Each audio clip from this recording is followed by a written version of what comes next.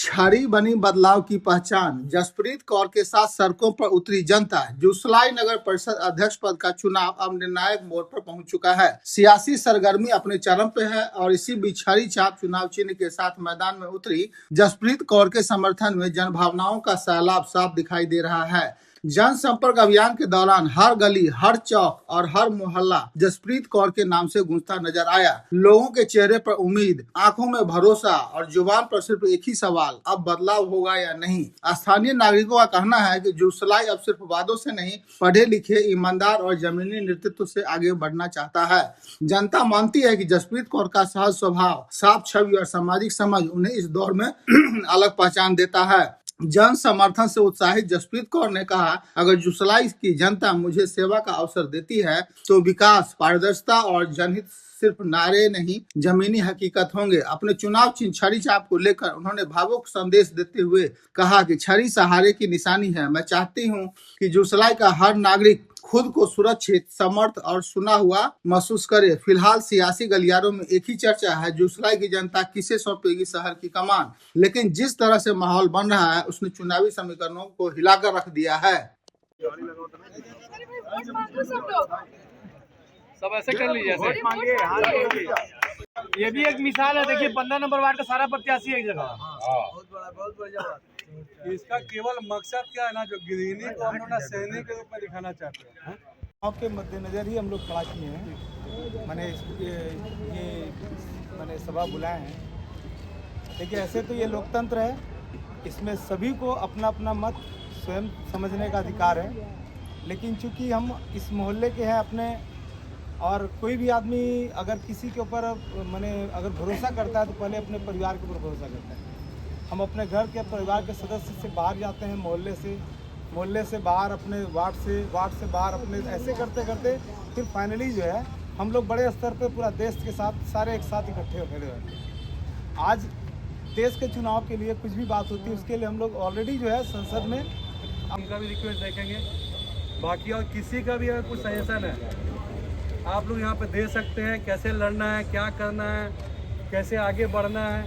आज से ही हम लोग स्टार्ट कर रहे हैं। अभी तक हम लोग जो कर रहे थे, हम लोग सोच रहे थे, समझ रहे थे, अब हम लोग हिम्मत जुटा लिए।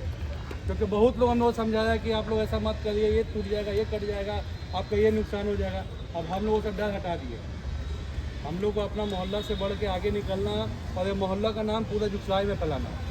कि मेरे वजह भी एक ऐसा जगह है जहाँ पे कि हम लोग का इतना ताकत है, इतना सोच अच्छा है कि हम लोग बाकी लोग को भी अपना बात से, अपना काम से, अपना कदम से प्रभावित कर सकते हैं।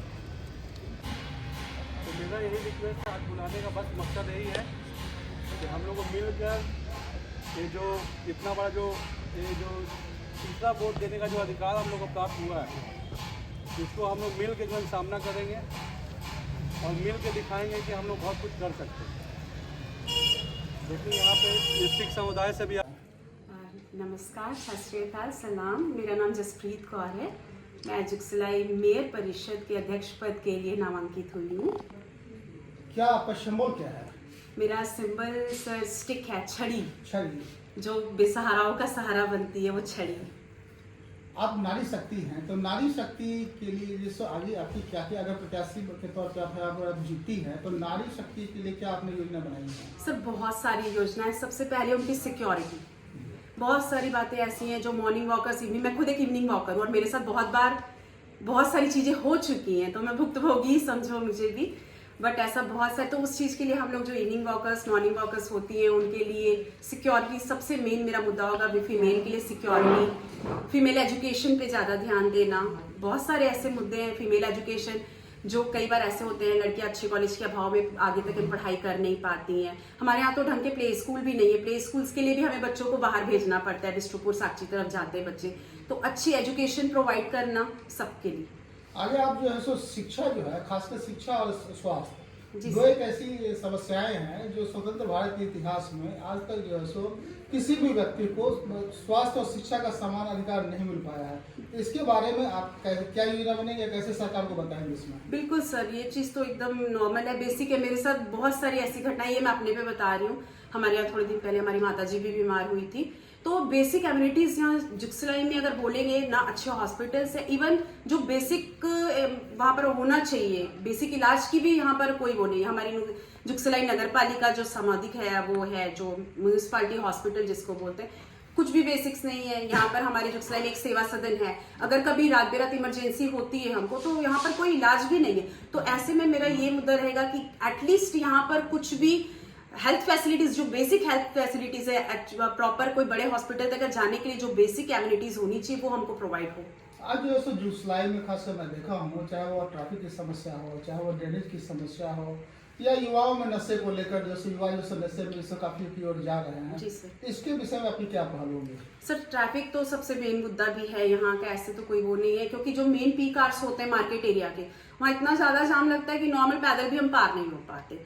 सड़कें इतनी ज्यादा नैरो है, गड्ढे, वो जो वॉकर्स होते हैं, हम लोग जाते हैं गड्ढों में, शाम समय जो नल आता है इतना पानी जमा होता है कि कार या कोई भी गाड़ी जाता है इतना छटाक, कपड़े पूरे गंदे। तो बहुत बार तो ऐसा खुद मेरे साथ ही हुआ है। तो सड़कों का सबसे मेन, जो सड़कें प्रिपेयर होना, सड़कों का चौड़ीकरण होना, जो वहां पर ट्रैफिक है जहां पर बेमतलब गाड़ियां खड़ी रहती हैं रोड्स पर, वो सब एक पार्किंग फैसिलिटी अच्छी प्रोवाइड होनी चाहिए जुगसलाई में, जहां पर लोग पार्किंग एरिया प्रॉपर होना चाहिए, जहां पर लोग गाड़ी खड़े करके पैदल आराम से मास्टर जैसे मतलब नॉर्मल घूम सके। अगर आप चुनाव जीतती हैं तो आपका क्या हेल्पलाइन नंबर क्या होगा, कैसा फिर वो संपर्क करेंगे आपसे?